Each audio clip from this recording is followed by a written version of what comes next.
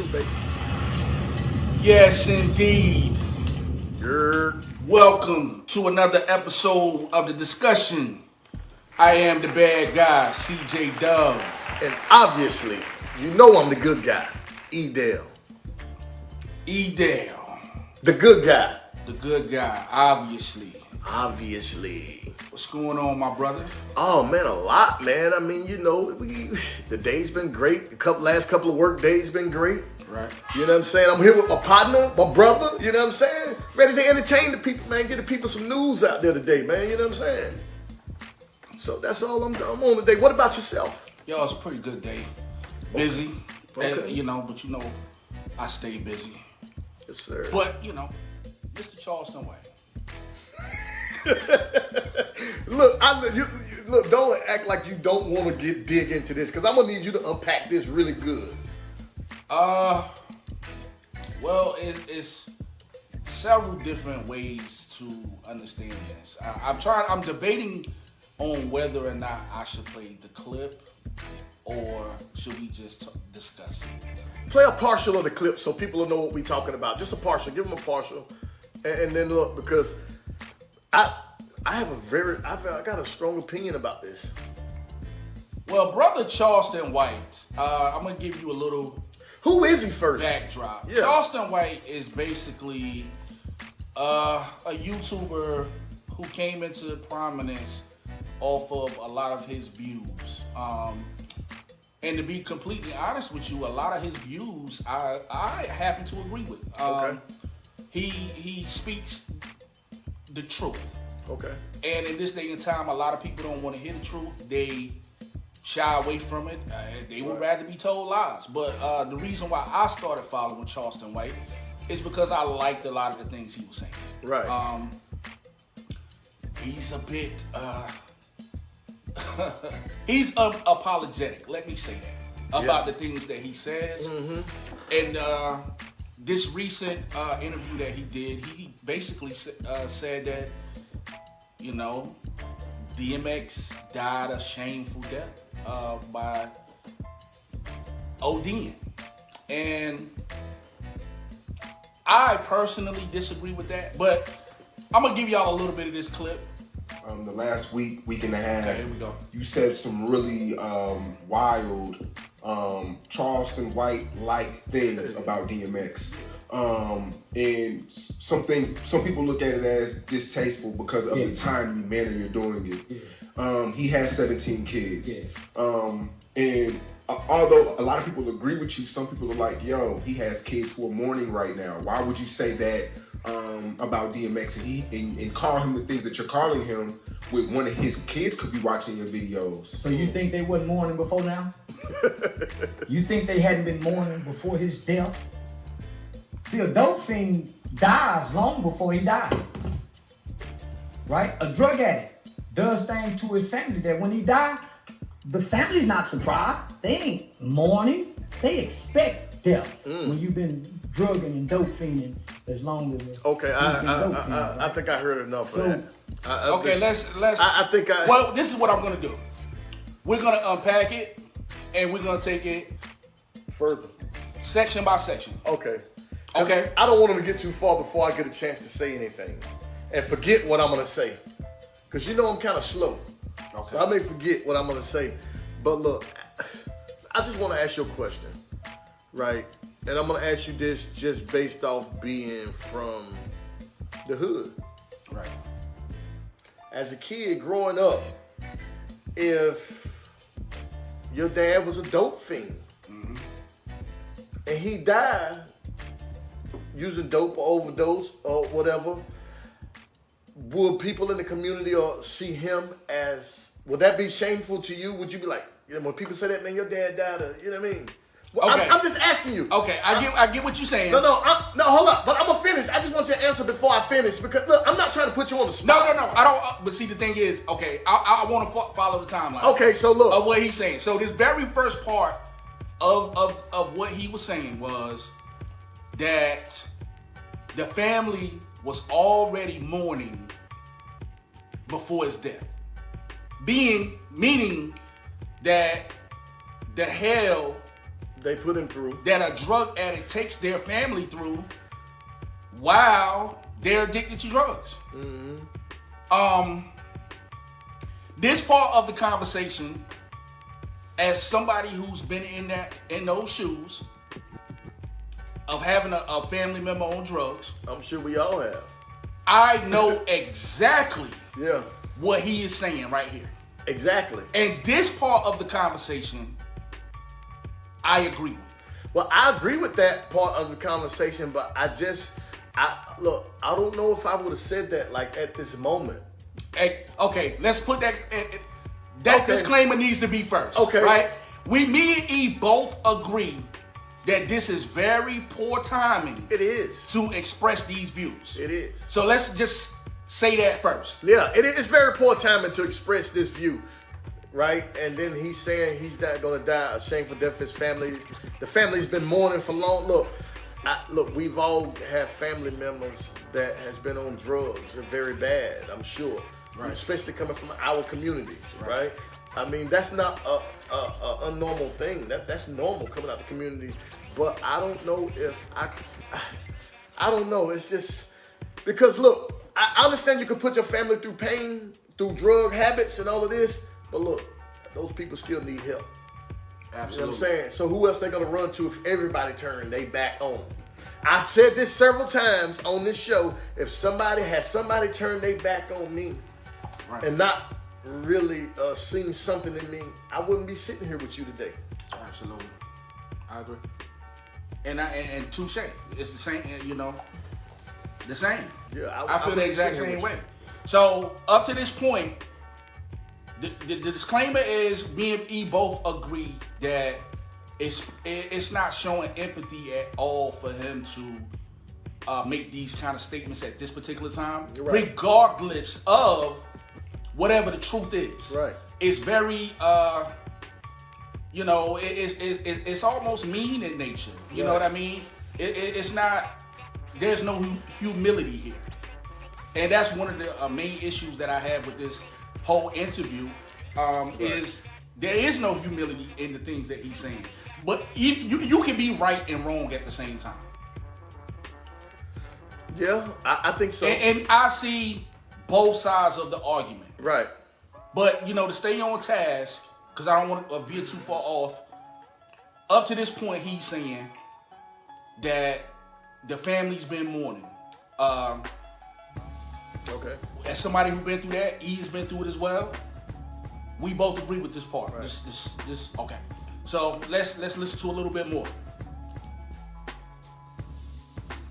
What I said was the truth, and the truth don't care about feelings. Children's feelings, parents' feelings, or my feelings, right? So let's look at this. I'm born 1977.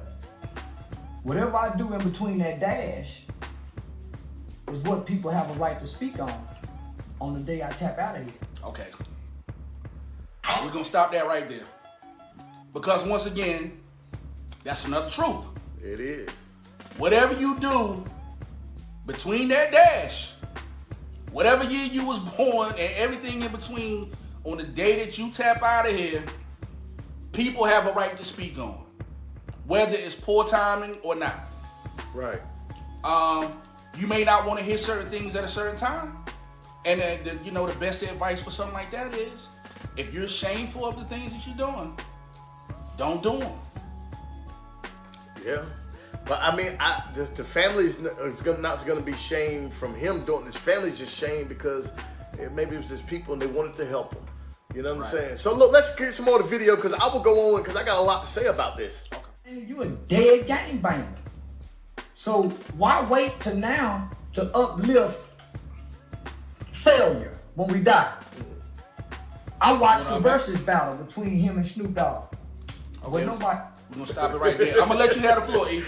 No, I'm just How saying. you feeling? Look, I'm not saying he's telling the truth.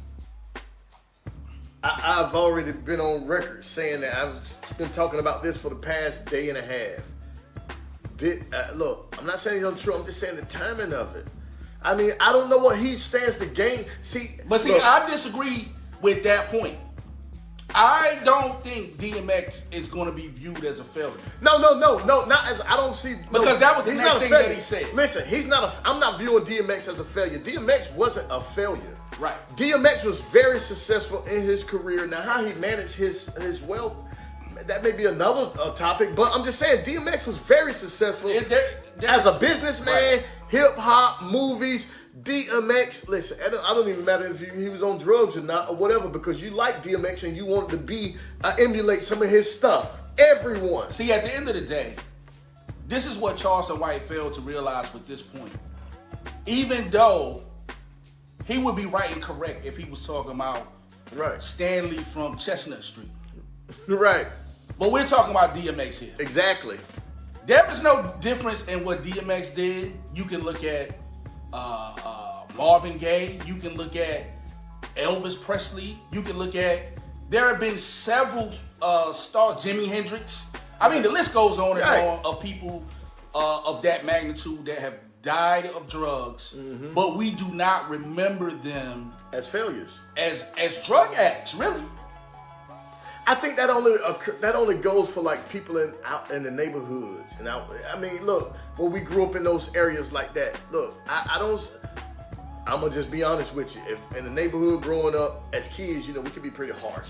Right. See, you don't have these views. Most people don't have a lot of these views until they've been through a lot of things, or when they gained some experience, and you know what I'm saying, got older. You know what I'm saying? So look, as a child, if your dad would have died of drug dose, I mean, to me that would have been shameful. You know what I mean? Even just like now, I was thinking dying a gangbanger's death would be something cool. It's not cool. Right. It's shameful. And I want to give a shout out to my to one of the Matt Williams in the comment section, who made a very interesting comment. You see his comment? Yo, read it out. Hold on. You want me to read it? Which one? I gotta put, make sure that I gotta hold it up close to me because my eyes is bad. Granddaddy status. You better get some glasses like me. Matt Williams says the way he said it, went about it was poor, but he was saying real things. DMX failed himself and his family by continuing to do dopes. When you have a wife and kids, life is better than yourself. Bigger than yourself. Bigger than yourself. And that is absolutely right. So in correct. that particular aspect, I agree with what Charleston White is saying. Right. He failed himself and failed his family. I can't see. Look, that may be. Look, let me say this. Maybe that's true, right? I just think that the timing was horrible. DMX didn't get a chance to redeem himself. Cause look, I'm gonna just give you myself as a scenario. I know I failed my family in the past. You know what I mean? But the one thing I can tell you, it took certain people loving me through that situation and through other situations to make me wake up. But I'm just saying, DMX probably had that. He just didn't get around to it, because sometimes, we prolong these things, and maybe the situation, how he was raised, and of course, being from New York City, one of the grimiest state in America, at one time anyway, I mean, especially around the time when he was probably being raised, I mean, you just never know about these situations. People are raised different, and like you said, you know what he's been through. I mean, it's hard for him. He probably, listen, I'm going to tell you something. DMX probably felt alone his whole life. Even when he was around the Rough Riders and had them as a family, he probably felt alone, even during that time. And this is, to be completely transparent, this is somewhat of an emotional conversation. It is. Because a lot of people connect with music in their personal life. Where they didn't know the man, so their connect with him is through music. Right. And it's hard for them to get past the fact that a man is flawed. A lot of people who have these strong opinions, they didn't have the opportunity to spend time with DMX. Exactly. The way that his children did. Exactly. The way his wife did.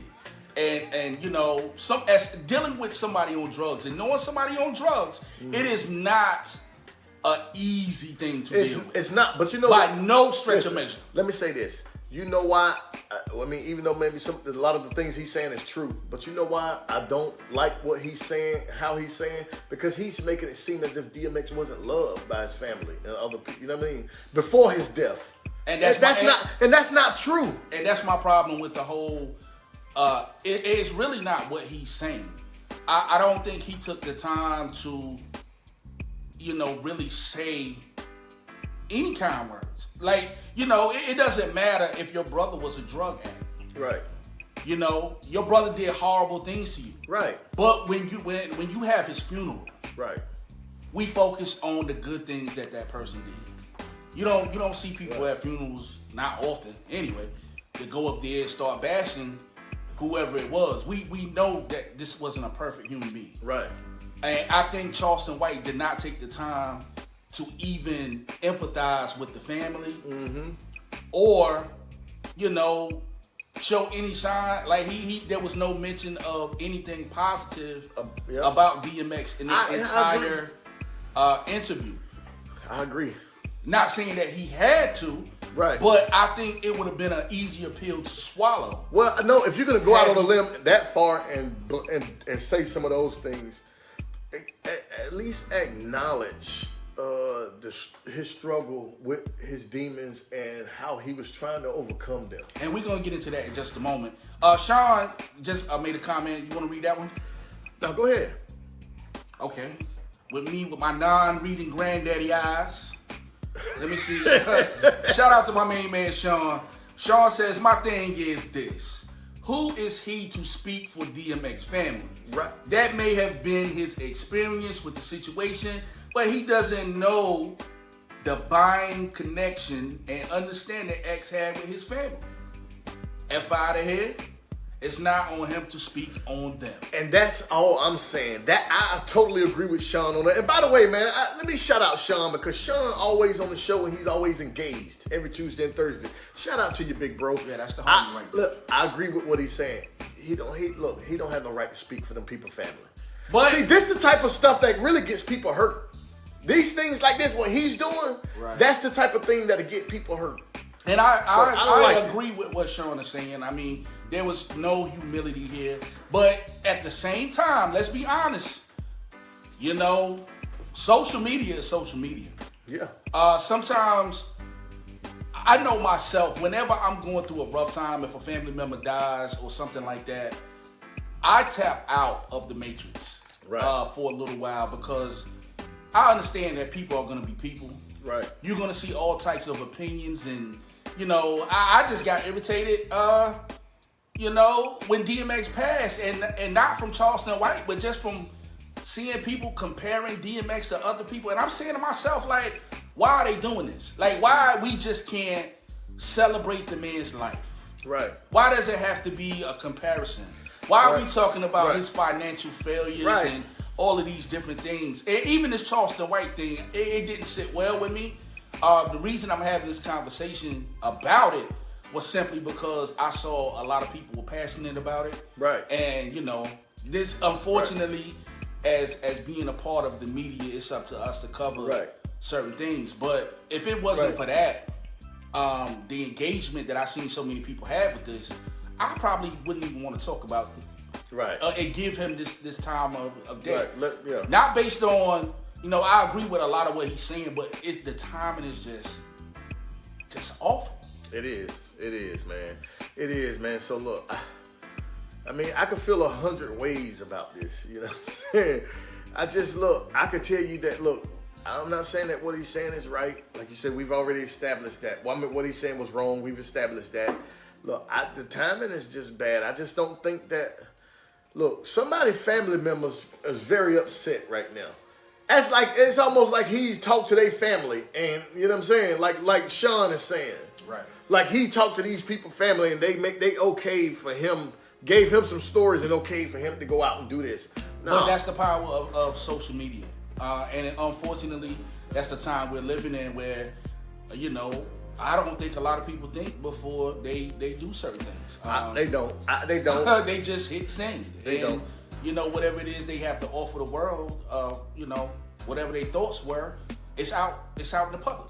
I would even say, look at it like this. Why can't people view it as, look, his struggle, we know he believed in the Lord because he expressed that, right? Right. Well, listen, and see, this is what I'm saying to people. This guy has not one time even through his worst of times, and you seen him struggle and shy away from it. And guess what he always did? He acknowledged the Lord in his life. So let's just say, hey, the Lord called him home before it became a time where he didn't acknowledge. You know And some of saying? this, like, to be completely honest, is what made DMX a great artist. Because he wasn't afraid to let you know that he was flawed. He wore his emotions on his sleeve. Right. And, you know, a lot of people connected with that. And that's why He did. there's such an emotional attachment to it when you see, I really believe, all based off some of the stuff I read today, somebody who did not know DMX at all. He never offered anything to them. I believe if they ran into Charleston White, they would do something to him. They'll put them hands on him. Lay them holy hands on Charleston. And it's just based on, like, you know, we certain things get us through certain moments in life. Facts. Music has always been there for me, and it's definitely, that's why I speak so passionate about music, because a lot of it got me through rough times in my life. And there is no doubt in my mind that DMX definitely made that type of music that probably touched somebody's soul and got them through a bad time, regardless if he was a dope fiend or not. Right. And for that reason alone, it doesn't matter if he owned his masters or whatever the case may be. Exactly. Which was the next point that Charleston White was made. Even though I understand that point too. But if you could touch the souls of millions of people, you're not a failure. You're not a failure. Listen, DMX is not a failure. But look, we gotta always think that. Look, this is already still is. Listen, we gotta understand drugs tap into the soul of a person. Right. You know what I'm saying? And for that to happen, DMX still came out. It's not one person in the hip hop industry, whether it was a show or whatever, even with the Snoop Dogg verses, DMX never was afraid to put himself all the way out there. And like I said, that's what made him a great artist. He put himself all the way out there all the time. And look, y'all gonna miss that because look, you don't get authentic people too much anymore. So you're gonna miss that authenticity. That's an absolute fact. So let's unpack a little bit more. We covered a lot of it. Calling him great king. Let me see. Let me fast forward. Dying a dope fiend, homie. People gonna say you died a dope fiend. That's the pity of not redeeming yourself, homie. Can't nobody say Charleston is this. Because when they gonna look at my life, they gonna say, no, man, he been working with kids. But the stuff that he did as a child, man, I done redeemed myself from 1998 to now. Okay, we kind of already covered that point. Yeah. He just didn't get a tough time. But because I do agree with that point. And if DMX was not DMX, it would be a shameful death. For anybody else. Like I said, if it was Stanley from Chestnut Street, yeah, but it would be, because you made the point early in the show where you said, you know, it was shameful. If you had a parent or a brother, sister, or cousin that was a crackhead, it was all, or even an alcoholic. You know, my grandfather was what you would call a wino. And, you know, as a kid, I was embarrassed when he came around. that's all I'm saying. Who's not gonna be embarrassed? What family's not? But the outside gonna tease you and make you feel like it's really the worst thing in the world. Now, once I got older, I had a better understanding of, you know, what it was, and I got past that. Like, yo, forget that. Yo, that's my grandpa's. But as a kid, it was hard for me to come to that understanding. Yeah, because look, what about the mental illness that these people probably have been through and was trying to use drugs or drinking the coke? I'm fast forward because we're covering a lot of it as we go. So we covered the failure part. We don't agree DMX was a failure. He's not a failure. Just based on how many lives he touched, and you know, and at this point, it really doesn't matter. What does mean to black people when white people got all the rights to them? But I did my own research and I did check. Jay-Z did not try to get it. I seen buy a story those masters. I seen a story on that. That story is not true. Okay. I did extensive research to try to find it. I could not find a credible source to verify it. So, and on top of that, all kind of other news with Jay-Z. So, if he did indeed did that, it would be big news. And unfortunately, up to this point, it's not true. Yeah, I mean, but I kind of agree with his point here. But at the same time, it still touched millions of people. it did. So the next point he made was, we like getting high. now this part I agree with. Some of us So I'm make gonna let choices. this play. And our choices is gonna lead us to the graveyard because we like our choices. That's a fact. We like getting high. We like doing drugs. We like robbing. We like gang banging. And those choices have consequences. Facts. Now, to be fair, he came out with a video. He did an interview and he spoke out why he does drugs. He said he was laced at the age of 14. So it's kind of like, So when you molested at 14, do you still molest when you 50? What happens to you as a child? Okay, that's fine and dandy. But at some point, you know, I know plenty of people that smoked the mo, had a lace thing and didn't know it was Look, lace. that was a bad analogy. First of all, But they didn't grab hold on to how it made them feel. Okay, this right here, that's a bad okay, analogy. we're gonna unpack this right here because I happen to speak with somebody who works in that realm dealing with addiction. There are no guarantee. If you're an addict, you're gonna always be an addict. Right. Everybody doesn't deal with addiction the same type of way. Exactly. Some people are stronger than others. And the way he worded this was like, you know, you've been dealing with that addiction for 50 years. Right. It's time for you to get over it. Well, in some circumstances, that may be true. Right. For somebody, the family of DMX who was dealing with his drug addiction, to them, they probably thought the same thing. Because Right. as somebody who dealt with having a family member who's a drug addict, I uttered those same sentiments. Man. Like, damn, like, yo, what is it gonna take? When you feel like you've done every measure to help somebody get off of drugs, which is very mentally tiring. It is. Because you listen, you're fighting a mental war with a spiritual war.